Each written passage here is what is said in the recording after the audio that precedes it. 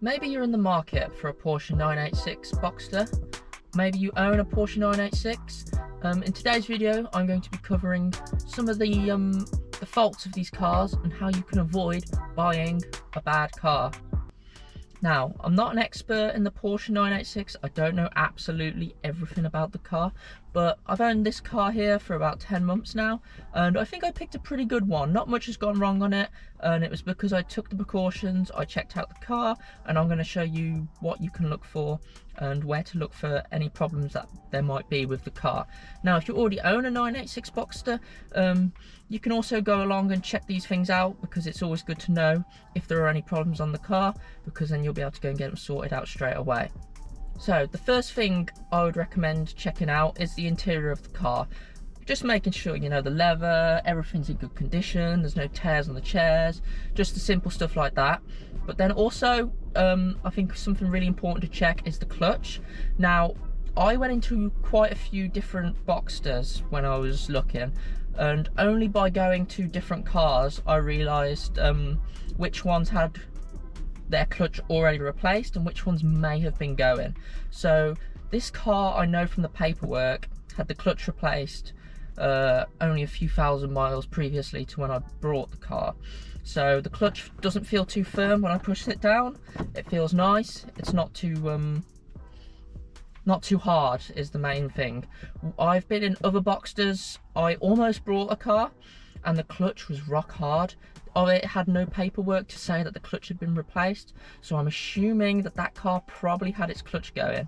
Now, I wouldn't have known that unless I'd have been in a car where I'd known the clutch had been replaced and I've got that feel of what that replaced clutch feels like. So my recommendation is to go into at least a few different cars and check them out before you're buying them. If you know a car's had its clutch replaced, you can get a feel for how the clutch pedal should feel. Even if the rest of the car is not very good, you can still use that as a benchmark when you're checking out other cars to make sure that clutch has been replaced. This is only really relevant if your car's done a lot of miles. If your car is below 50,000 miles, it probably wouldn't have needed its clutch replacing yet.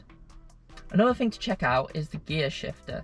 Now, I've replaced the cables on mine for this specific reason. So what was happening is my gear shifter was sticking, going out of 5th and 6th gear to neutral. So basically what happens when these cars have done loads of miles, the shifter cables have basically stretched, so there's not enough tension to pull the gear stick back into central. I tested a few different cars where this problem was there, where the gear shifter didn't feel very good. So it wasn't that bad with my car. I probably could have left it. It wasn't anything major, but I just wanted to get them cables replaced anyway, so I did. But if this is something you don't want to do, you're not wanting to replace the cables yourself, then make sure you get one where the gear shifter's not sticking, or not sticking very much at least. This will only be won't be a problem with lower mileage cars, but as you get up into the higher mileages, this is going to become a problem. Another thing to check out is the coolant tank in the back boot of the car. These are known to crack, so when you're looking at a car, or if you just want to check it on your own car, basically just feel around the carpet. If you can, get under the carpet and have a good look at the tank, but at the very least, just have a feel around in the boot, make sure there's no liquid there, and yeah, you should be good. Obviously these can crack at any time, so periodically keeping an eye on this is a good idea. Still related to the coolant tank, you've also got the coolant cap itself. So some of these are known to leak. The best way to check this is there's like a little seal on the top of the roof of the boot. There's like a little seal that goes when the boot drops down. It makes a seal with the coolant tank. Now, if you've got like condensation or liquid on that part of your boot lid, then this could be a coolant cap issue. There is a way to fix this. They brought out a different cap because Porsche knew this was a problem. So if the little number on the cap ends in 0.01, this is the older cap, which are prone to leaking. You can buy the newer cap, which ends in 0.04, which is the newer model, which stops this from happening.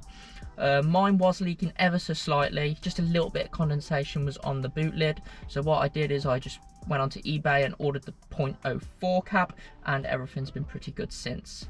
Going to the exterior of the car now is rust. So these cars don't really rust. They have galvanized bodies, so this prevents them from rusting. But there are a few places you do need to watch out for, mainly the wheel arches. So rust can occur in here, where basically grit and water from off the road gets underneath the arch itself and then can rot from the inside out.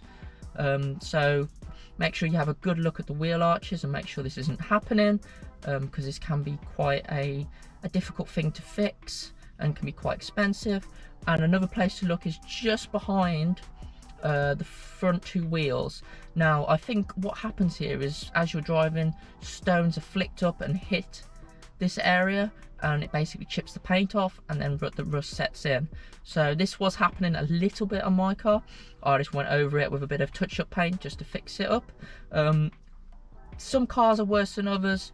You're probably going to have a bit of this on most cars you look at, unless someone's had it fixed. So a little bit is probably not a big issue. Like I said, I had a bit on my car, just a bit of touch-up paint over the top, fixed it up, no problem. So just something to look out for. Continuing with the exterior of the car, another good place to look when you're looking at a 986 Boxster S is your air conditioning condensers at the front. So these are known to fill up with debris quite easily, as they're very open. There's no like what you call it, like a grid or anything to block out debris from the roads. So you can get leaves in there, you get like empty chocolate bar wrappers and all sorts of stuff caught up in there. And if this hasn't been cleaned out on a regular basis, then those leaves basically decay and rot over time, and they can rot away your air conditioning condensers. So making sure you just have a look in there, make sure there's no leaves in there. I mean, if there's a couple, then you know that's no problem. It's just if they're filled to the brim with leaves, then that's obviously not been cared for very well. Just check out the condensers, how they're looking, making sure they don't look like they're starting to rot away or anything like that. And making sure the air conditioning actually works is a good sign that the air conditioning condensers have been looked after. Another thing to look out for as well is the roof. So when you're looking at a car, you obviously want to make sure this roof is working correctly. So you pull the lever up here, pop it back, and then you press the button if you don't know how to do it, and making sure the clamshell goes all the way down so it's flat. I've seen a few cars where the roof does not sit completely flat with the rest of the car when it goes down. So making sure it does that, meaning that the roof is working correctly.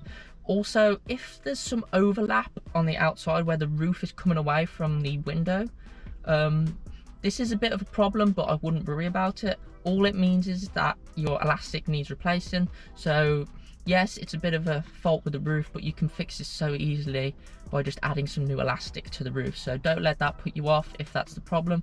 The overlap can be fixed very cheaply. When we're looking at the mechanics, the main problem is the IMS bearing. You've also got the rear main seal as well down there, which is also known to leak. So the only way to check for this is just to make sure there's no oil on the floor when you're looking at the car. And I guess if you can get underneath to have a look to see if it's weeping any oil out, that would be ideal. Obviously this can't always be done, so just try your best to have a look underneath the car and make sure there's no oil there. It's very difficult to check if the IMS bearing is going on the car. I guess the only thing you can really do is you can drain the oil and check the oil for metal particulates. Obviously this can't be done if you're looking at a car, that's why it's a bit of a you just got to go for it kind of thing. But if you own a car already and you're worried about this issue, you can get your oil sent off, checked for any foreign matter in the oil, such as tiny bits of metal and stuff like that. Apart from that, there's not much you can really do about it, to be honest. But I've said in previous videos that the IMS bearing, I think, is an overrated topic, and people are talking about it way too much. And yeah, I'm not saying that this cannot happen if you brought a 986 today, but it's just one of those risks you got to take, really. And if you're not willing to take that risk, you're just going to have to either buy a car where the IMS bearing has been replaced, or you just do the job yourself and you budget the extra money in. And that's all I can really say on the IMS bearing. Now, people are also going to mention bore scoring. Now, these cars don't suffer from bore scoring, but that doesn't mean it can't happen. What I mean by that is they're not prone to bore scoring, like the 987 3.4 litre is, for example. That one's really prone to bore score. Ways to check this, I guess, is you can just if you listen to the engine while it's idling, if you can hear any ticking, like a mechanical ticking noise from the engine, or any, I guess, blue smoke out the exhaust to suggest you're burning oil, those could be early signs of bore scoring. Another thing you can check on these cars as well is the suspension components. So you're talking about the coffin arms, the drop links, forking tunes, and all that kind of stuff.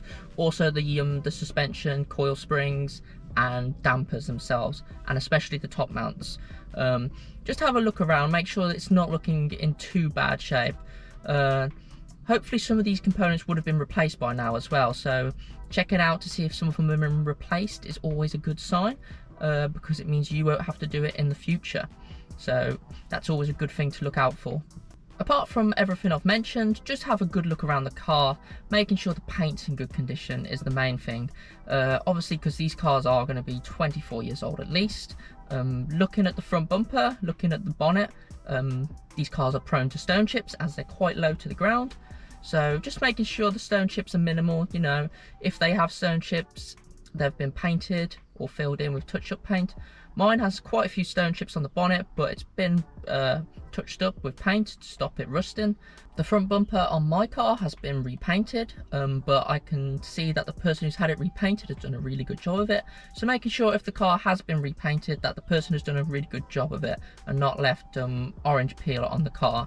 I've seen quite a few cars with orange peel on them and it doesn't look too great, so making sure if your car has been repainted for some reason that they've done a really good job of that you can't tell it's been repainted is always a good sign. Future Rick here. So in between the recording of this video and right now, I was having some issues with the car, so the battery wasn't recharging up when I was driving it. I suspected this was a faulty alternator issue, and when I took it to the garage they confirmed my suspicions. So I had a new alternator fitted to the car along with a new auxiliary belt, as the old one was looking a bit worn. I thought I'd include this in the video, even though the alternator is something that can go wrong on any car and is not specific to the Boxster, but I thought I'd include it anyway. Also apologise for how long it's been since I last uploaded. Unfortunately I was on holiday and then I was having these issues as well, so hopefully in future videos should be coming out a little more regular.